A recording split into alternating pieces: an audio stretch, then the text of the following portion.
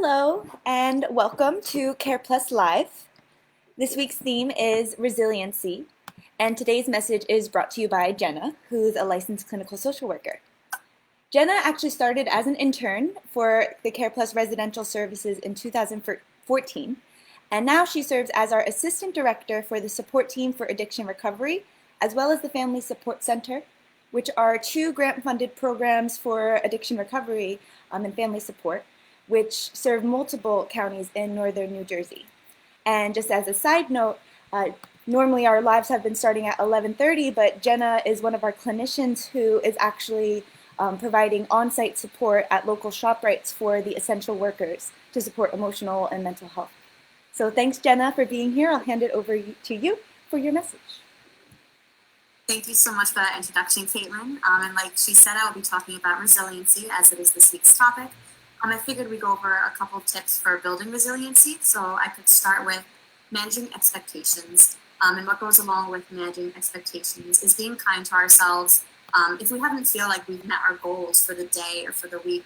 So just because we have some more time on our hands than usual, it doesn't mean that we have to be overly productive.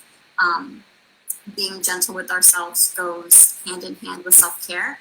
And it's important that we don't place judgment on ourselves for maybe not accomplishing everything that we had envisioned for the day. And even recognizing our little victories, like little things, sitting down maybe with a cup of tea to take some time for yourself, or taking time to read, maybe cleaning out a junk drawer. Those are all little victories, and you deserve recognition for completing them, you know? Another way is increasing optimism. So ways to increase optimism, we can write a daily affirmation, something that you could do in the morning. You could even do this throughout the day. An affirmation is something that encourages us to believe certain things about ourselves. So it's what we're putting out there that we want to believe. They help create a safe space, and they help us to create our own realities. So an example would be, maybe you're starting out the day, you write down, my strength is greater than any struggle. And throughout the day, if you feel yourself becoming overwhelmed, just reflecting back on that statement and finding a way to ground yourself.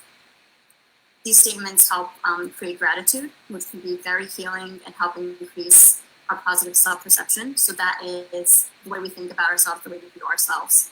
And affirmations, they also don't have to be these grand statements.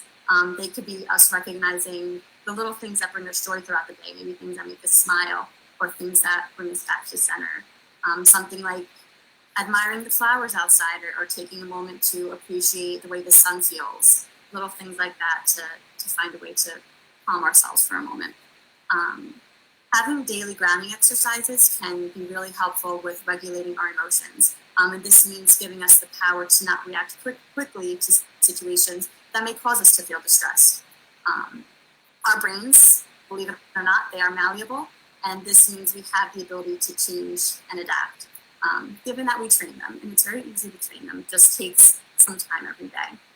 We're able to rewire our brains by doing these daily grounding exercises and actively choosing to find our center when we feel emotionally overwhelmed. The more that this is practiced, the more naturally we're able to come to our center, the more naturally we're able to not overreact or give something more energy than we really need to. Conserving our energy, especially right now, is very important. And that goes with being gentle and kind to ourselves. In finding the ability to change or control our actions or our reactions to situations, we can be reminded of the powers that we have over ourselves, so reminded of our strength.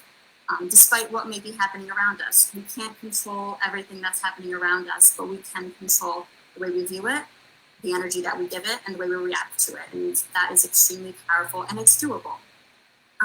And resiliency is the capacity to recover quickly from difficulties. So although it may take time and patience, it is worth it to practice these.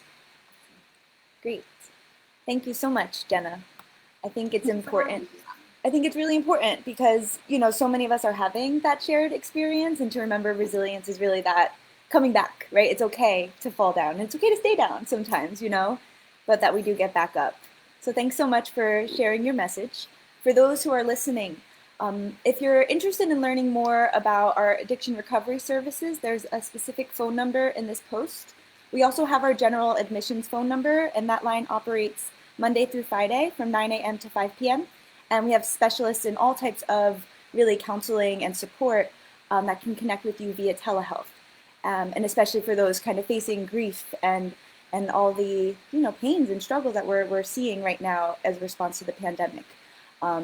And also for those, if you're in recovery or if you have a loved one in recovery, in this post, we shared an activity called Slips and Relapses, really tying together that resiliency into recovery. And that's available free of charge through My Strength. We have an access code in this post. And if you're in a Care Plus program, you can have a personal access code as well. So if you have any other questions, please be in touch. We'll be sure to get you connected with the right person. And thanks again, Jenna, for everything that you're doing. Have a great day. Thank you so much. You too.